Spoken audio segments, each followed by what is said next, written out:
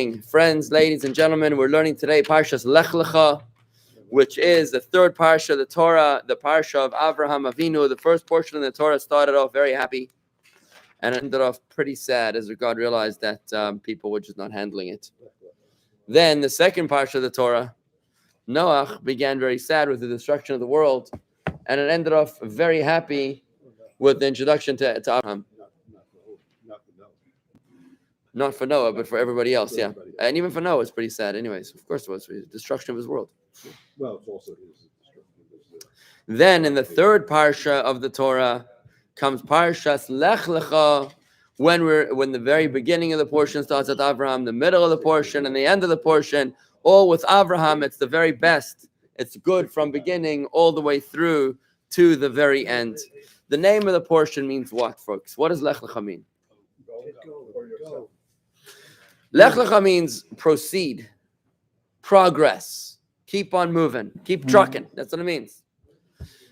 Now, the name of a portion captures within it the essence of the entire portion.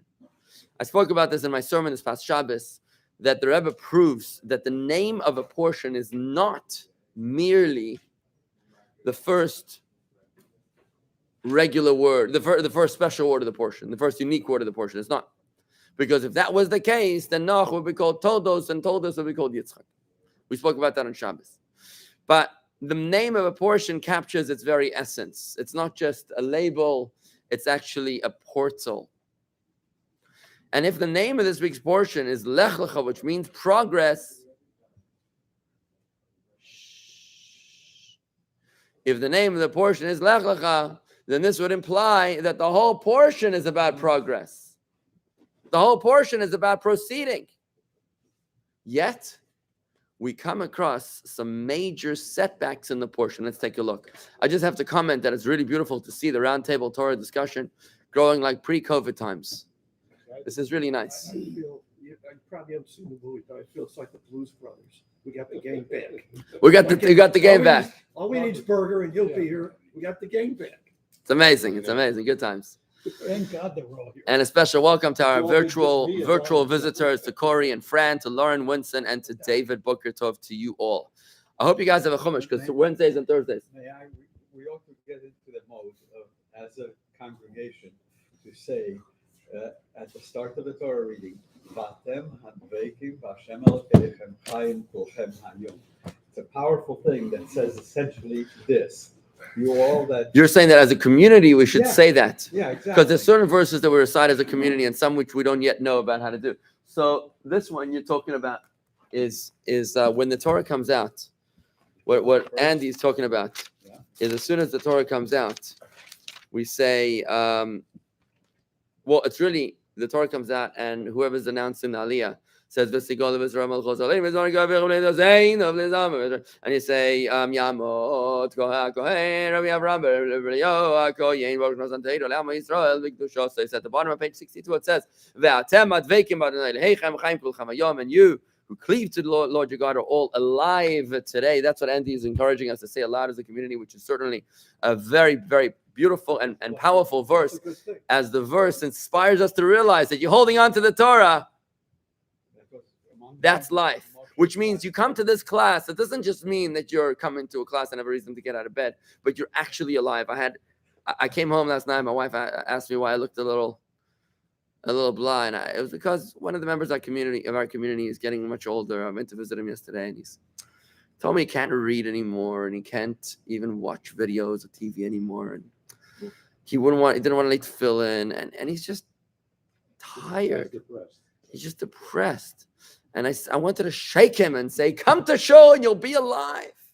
Don't just come to shul to do me a favor. Come to shul to do you a favor. And it was sad for me to see that, to experience and to feel his boredom and his loneliness and his decline. But yes, Andy, you're 100% correct. And Corey just taught us in her 11:30 a.m. Thursday class about this particular verse, which is awesome. Okay, so let's take a look. The name of the portion we said is the portal, is the essence, is the manifestation of the entire portion. Lech Lecha is progress. Yet, what do we find in the portion? Does Avram experience only elevations, only good news in the portion? Let's take a look. It starts off at the beginning. Let's do a quick overview. Let's do a fly through of the portion. We started on page 71. We'll just look at the headings of the chapters, okay? So God blesses Avram. That sounds pretty good. I'm okay with that. That sounds positive. Avram goes to Canaan. Nice. He's heading to the promised land. All good so far. Let's turn the page to 73. The promise of the land. Now we're talking. Okay, promise of the land. This is what we have to deliver to the United Nations. They didn't reach this far in their Bible studies, right? But then, middle of page 73, we're not even through the first aliyah. And take a look. Verse number 10.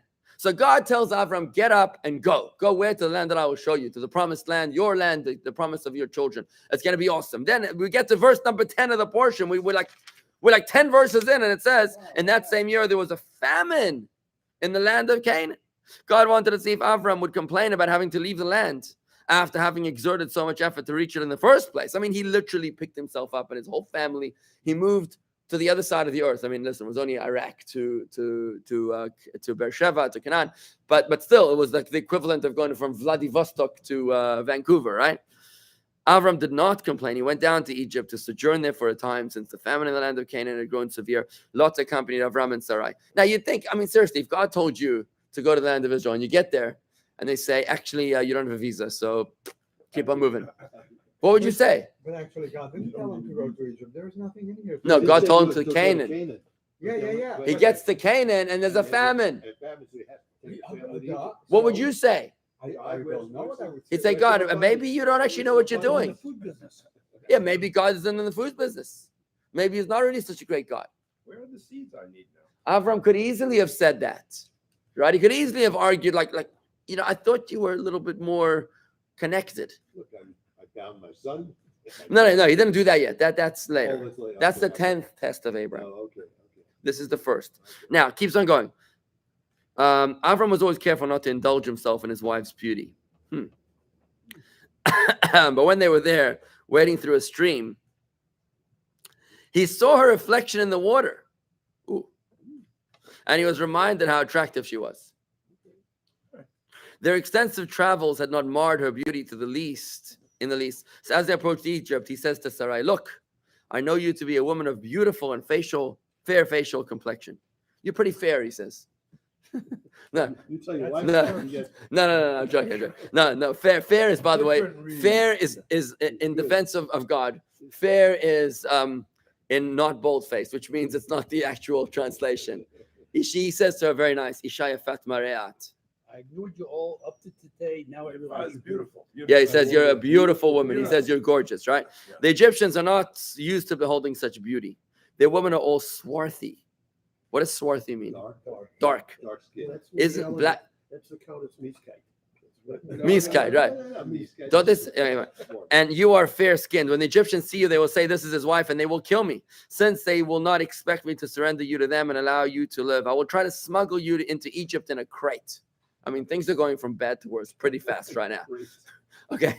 He comes into the land, he hits a famine. Okay. Then he says, you in the box. I mean, like, seriously?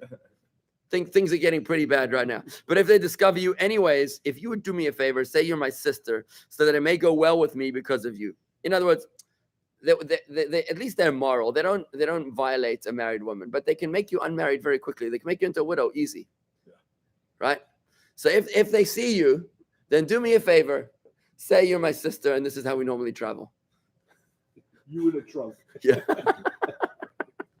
They will try to curry my favor by giving me gifts in order to bribe me into letting one of them marry you, because I'm your brother, right? In this way, through you, my life will be spared. By the way, Sarai was Avram's niece. She was the daughter of Haran. So she technically was his sister. When Avram came to Egypt, the customs officials demanded that he open the crate. Oops. Not looking good. In which he had hidden Sarai in order to inspect its contents. The Egyptians thought the woman was very beautiful. What do you do if you see a beautiful woman? What happens at customs when they see a woman that's beautiful? They confiscate her. You keep her. They keep her. They're going to search her first. What? The classical question is, where's Abraham's trust in God? Okay, hold on. That's a little deeper. We're still in the literal level right now. Hold on, bear with me. You're right. We're not scuba yet. We're not going scuba yet. So Pharaoh's ministers of state saw her and spoke highly of her, agreeing amongst themselves that she was beautiful enough to be a wife of Pharaoh. Okay, confiscated. So the woman was taken into Pharaoh's palace. I mean, this is what's happening. How would you feel if this was your first trip to the promised land? It's not going very well, right? What are we supposed to do? The portion is Lech Lecha, which means progress, which means we're moving forward. Here, it looks like we're going backwards very quickly, right? Now, about Avram's bitachon, trust in God, I did write about it. My son asked me about this. My son asked me this question. He asked me because in Rashi says that do me a favor, say you're my sister so that they'll give me presents.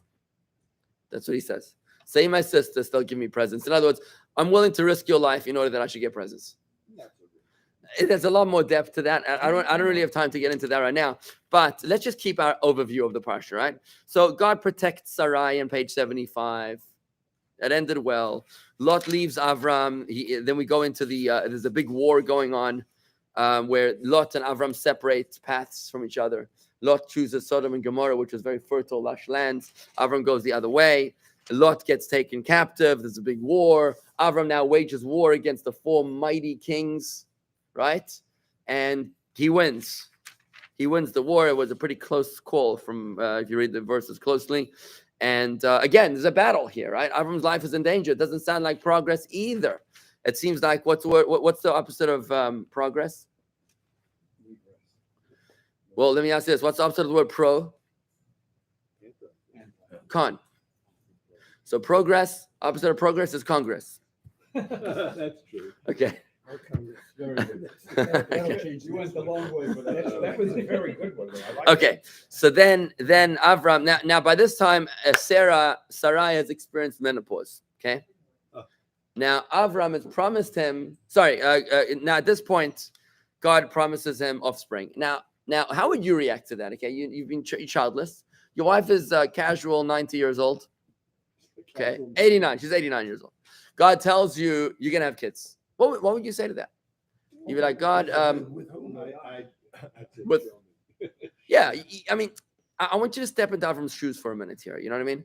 Your wife is 89 years old. With all due respect, you're like, God, do you? How would you even react to that? What would you say? You'll have kids.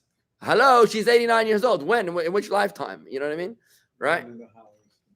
So you get the promise of offspring right now. Then in yesterday's Torah study, we spoke about the covenant of the parts, where God says, listen, I'm only going to make you suffer for 400 years. Such a deal. Right? That's what we learned yesterday. We spoke about that. I'm not going to get back into that. And then what happens is that Avram Sarai realizes that, maybe the reason why we're not having kids is because our maidservant, Hagar is not having kids. Maybe I'll let her marry you as well. So Sarai allows Hagar, their maidservant, to become a co-wife to Avram. The logic was that if I allow her to have children, then God will reciprocate by allowing me to have children, right? That was the logic here. It's a co-wife, not just a Doesn't work. concubine. It's a co-wife. Yeah. That was my wife. Doesn't work. You tried that? Yeah. She wouldn't go Don't for try it. this at home, folks. She wouldn't go for it. Steve, do not try this at home. Co-wife. I don't think it's going to go well. So this was just a casual, not highlighted thing about Pharaoh giving his daughter Hagar to Sarah. That's Hagar. What do you mean casual? What is casual? Because it's not in the pshat. It's not in the word. It's a commentary. Census comes Who was from- Hagar? It's a commentary. Yeah. So commentary and then It's actually a medrash, which is oral Torah. so all this other. Look, I don't want to get sidetracked. Whatever it is, I'm trying to keep to my point of here. I'm trying to keep to my point of here and say that The whole now presence things get even of worse. Hagar is not part of the Torah. Which part of Hagar? The whole presence of Hagar. What? It's right here in the Torah. It's right here. In the Medrash. No, it's straight up here. It's page 87. Remember with the kid and everything? It's right here, page 87. What's But we're involved? on 75, 76. No. I'm already on page 87. What's involved is the Torah. Bear with me. It's on page 87, right? It's the sixth aliyah of this week's Torah. I told you I'm doing a fly through the Parashat today. Okay, I'm just flying through. I told you. So now Sarai introduces Hagar to the marriage. It now becomes a love triangle. And Hagar quickly conceives. And things are getting very bad right now because Now, how old Now- is that? Avram? Avram was 98 approximately. 10 years older. Yeah, it was 98. Sarai was it was about 88, and Hagar was much younger. She was like 20 something. Anyway, she becomes pregnant and she starts mocking Sarai. So now the marriage becomes very complicated. This becomes like a soap opera right now, to the point that Sarai wants to kick Hagar and her son Ishmael out of the house, and Avram protests. God tells Avram, listen, whatever your wife tells you, you got to do. Whatever your wife says, you got to do, ladies. You hear this? Whatever your wife says, you got to do. And now Avram is commanded to, he throws out his wife Hagar and the kid.